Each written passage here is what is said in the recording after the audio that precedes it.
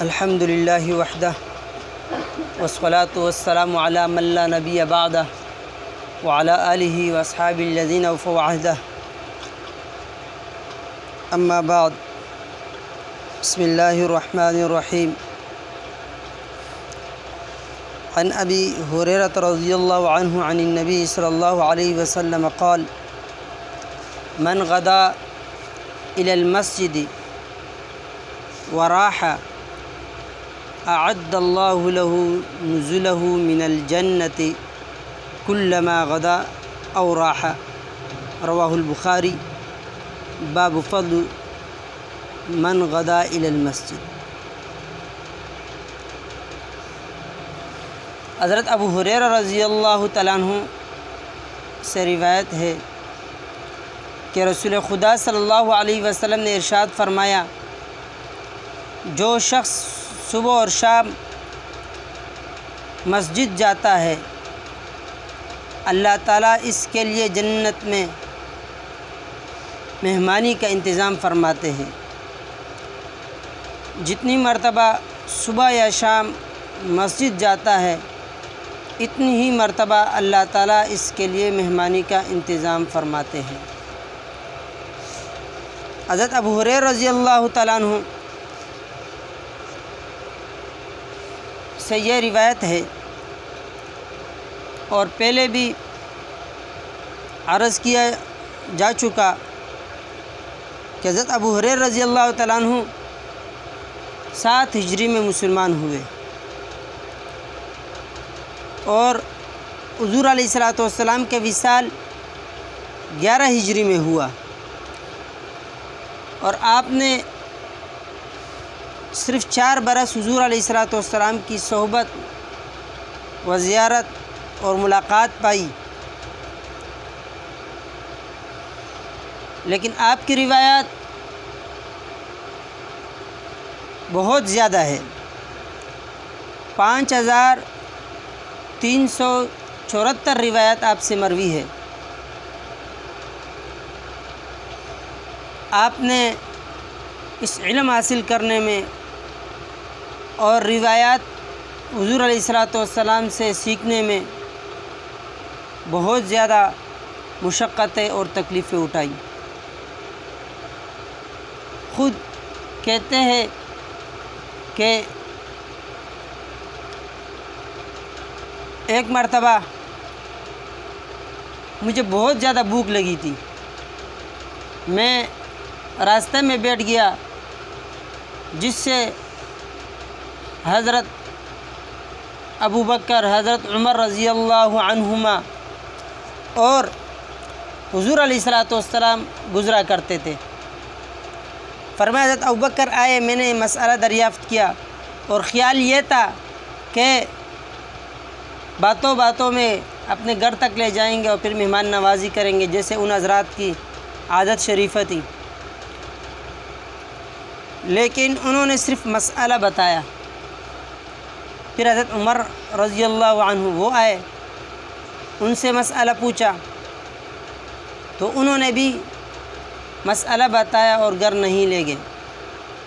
فرمایا حضور علیہ الصلوۃ والسلام تشریف لائے تو آپ علیہ الصلوۃ والسلام مسکرا گئے، اور آپ میری غرض کو سمجھ گئے کہ بھوک لگی ہے ان کو، چنانچہ اپنے گھر لے گئے اور گھر والوں سے پوچھا کہ کچھ کھانے کو کچھ ہے؟ آپ علیہ الصلوۃ والسلام کو بتایا گیا کہ ایک پیالہ دودھ کا آیا ہوا ہے ہدیے میں۔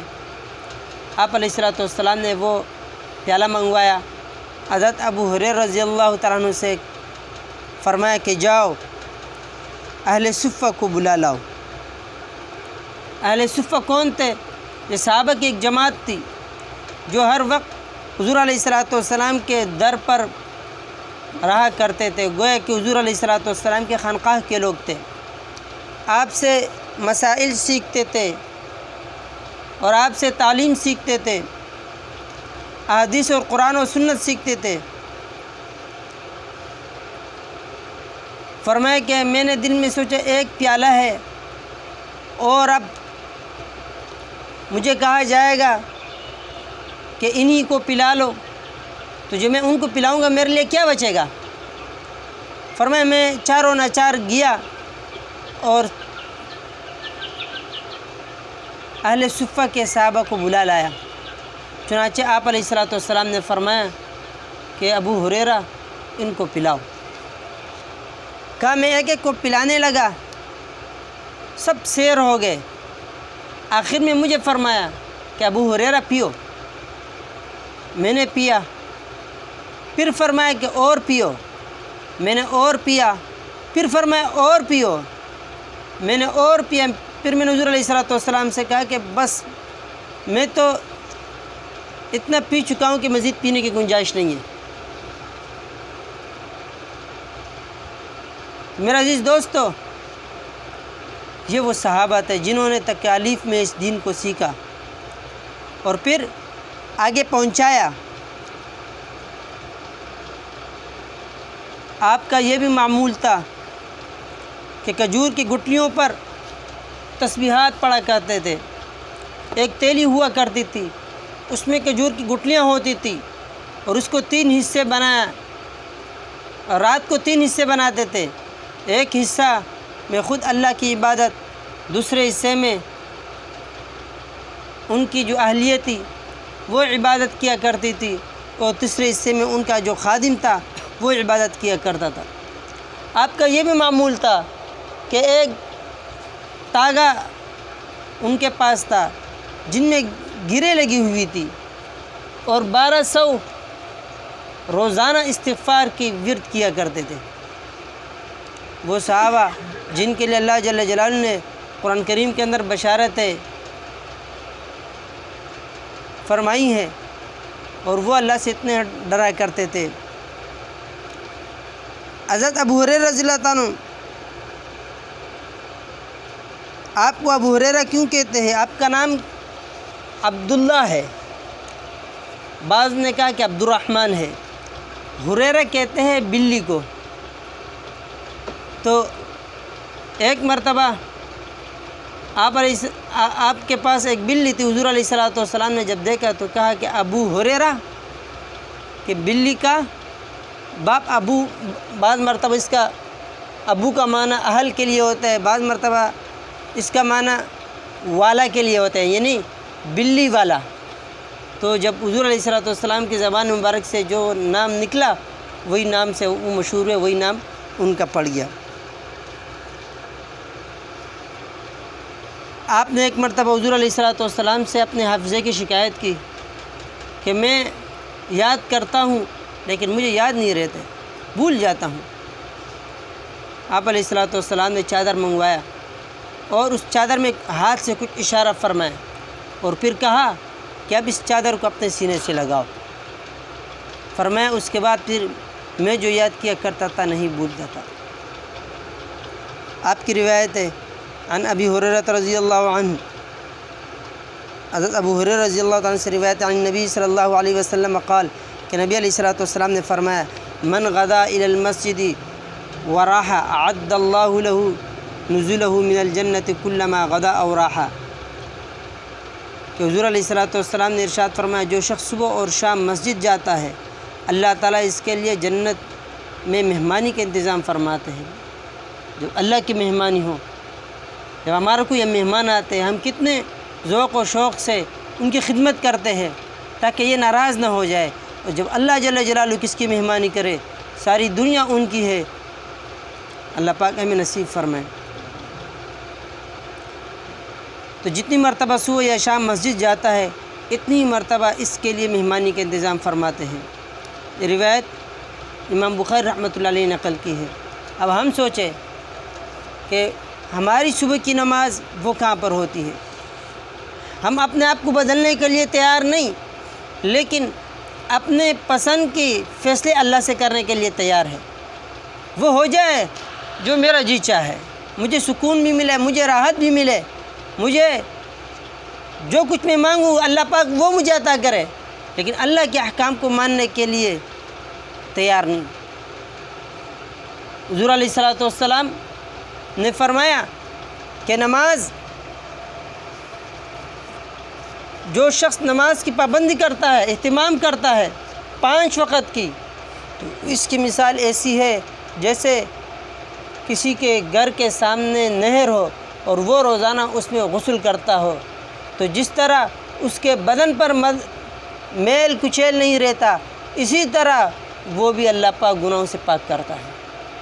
تو مجھے اور آپ کو بھی چاہیے کہ ہم اللہ کے لیے تکلیف اٹھائیں گے اور نمازوں میں شرکت کریں گے، میرا عزیز دوست، اللہ پاک نوازیں گے۔ نفس نہیں چاہتا، دل نہیں چاہتا، دل کہتا ہے سو جاؤں، دل کہتا ہے آرام کر لوں، نفس کہتا ہے بعد میں اٹھوں، لیکن اللہ کا حکم ہے کہ نہیں، ابھی کرنا ہے۔ تو جب ہم اپنے نفس پر پاؤں رکھیں گے، اپنے دل کے خون کریں گے، اللہ جل جلالہ اس کی وجہ سے ہماری دنیا بھی بنائیں گے اور آخرت بھی بنائیں گے۔ عبادات میں سب سے پہلے نماز ہے، نماز، روزہ، زکوٰۃ، حج۔ تو انشاءاللہ سب ساتھ اہتمام کریں گے، دوسروں کی بھی دعوت دیں گے، اور جو کچھ ہم یہاں سنیں ان کو ہم گھر میں بتائیں، اپنے بچوں کو بتائیں، اور جتنا ہو سکے دوسروں کو ہم دعوت دیں گے، بتائیں گے۔ تو میری وجہ سے اگر کوئی شخص وہ نیک راستے میں آ گیا، وہ نمازوں کا پابند ہوا، وہ ذکر اللہ کا عادی ہوا، تو میرا عزیز دوستو، میرا آپ کا اعمال نامہ وہ بڑھے گا۔ پتہ نہیں ہمارے اعمال قبول ہوں گے یا نہیں ہوں گے، لیکن ہماری وجہ سے جو نمازوں پر آ گیا، دین پر آ گیا اور نیک راستے پر آ گیا، وہ جتنے اعمال کریں گے ان کا ثواب بھی ہمیں ملے گا۔ فرمایا قیامت کے دن بعض اشخاص کو اعمال نامہ دکھایا جائے گا، اس میں حج ہوں گے، اس میں عمرے ہوں گے، اس میں روزے ہوں گے، اس میں صدقات ہوں گے، زکوٰۃ کے ثواب لکھے ہوں گے۔ وہ حیران ہوگا کہ میرے تو اتنی عمر نہیں تھی، یہ اتنا لمبا چوڑا یہ صحیفہ اور یہ اعمال یہ کہاں سے آئے؟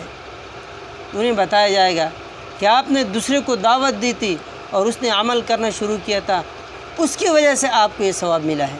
اللہ پاک مجھے اور آپ کو عمل کرنے کی توفیق عطا فرمائے اور دوسروں کو پہنچانے والا بنائے۔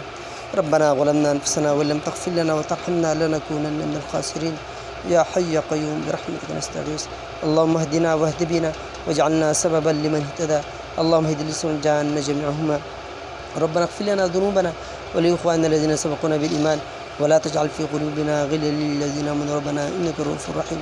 مولا کریم ہماری اس ٹوٹے پھوٹے عبادت کو قبول فرما۔ یا اللہ ہم سے راضی ہو جا، یا اللہ اس راضی ہو جا کہ پھر ناراض نہ ہو۔ یا اللہ ہمارا دل چاہے نہ چاہے پیشانی کے بالوں سے پکڑ کر اپنے دین پر چلا۔ یا اللہ ہمیں اپنے یا اللہ مبارک گھر کی یا اللہ زیارت کی توفیق عطا فرما، عمرے کی سعادت، حج کی سعادتوں کی توفیق عطا فرما۔ یا اللہ رمضان شریف آ رہا ہے، مولا کریم اس میں صحیح طرح روزے رکھنے کی اور عبادت کرنے کی، گناہوں سے بچنے کی توفیق عطا فرما۔ یا اللہ ہمیں مانگنے نہیں آتے، بن مانگے عطا فرما۔ حضور علیہ الصلوۃ والسلام نے اور جتنے انبیاء اور صحابہ رضی اللہ عنہم اجمعین علیہم الصلوۃ والسلام نے خیر کی دعائیں مانگی، یا اللہ ہمیں بھی وہ عطا فرما۔ جتنے شروع سے پناہ مانگے ہم سب کو اس سے پناہ عطا فرما۔ یا اللہ قبر کے عذاب سے بچا، موت کی سختی سے بچا۔ یا اللہ جو ہمارے بڑے دنیا سے گئے ہیں، یا اللہ سب کی مغفرت فرما، ان کے درجات کو بلند فرما، ان کے قبروں کو یا اللہ نور سے بھر دے۔ یا اللہ جن اساتذہ نے ہم پر محنت کی ہے، یا اللہ ان کے عمر میں، علم میں، عمل میں یا اللہ برکت عطا فرما۔ جو دنیا سے جاگ چکے ہیں یا اللہ مغفرت فرما کر ان کے درجات کو بلند فرما۔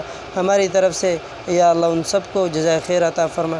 یا اللہ جو مانگ سکے وہ بھی عطا فرما، جو نہ مانگ سکے یا اللہ وہ بھی عطا فرما۔ جو ہمارے حق میں خیر و مولا کریم وہ عطا فرما۔ یا اللہ یہ مسجد کا کام ہو رہا ہے، مدرسے کا کام ہو رہا ہے، یا اللہ غیب سے انتظام فرما۔ یا اللہ اس دین کا راستہ، یہ دین پر ہم کو چلا اور دین کا راستہ ہمارے لیے آسان فرما۔ وصلی اللہ تعالیٰ علی خیر خلق اجمعین آمین برحمتہ۔ یا خدا خیر تصویر والا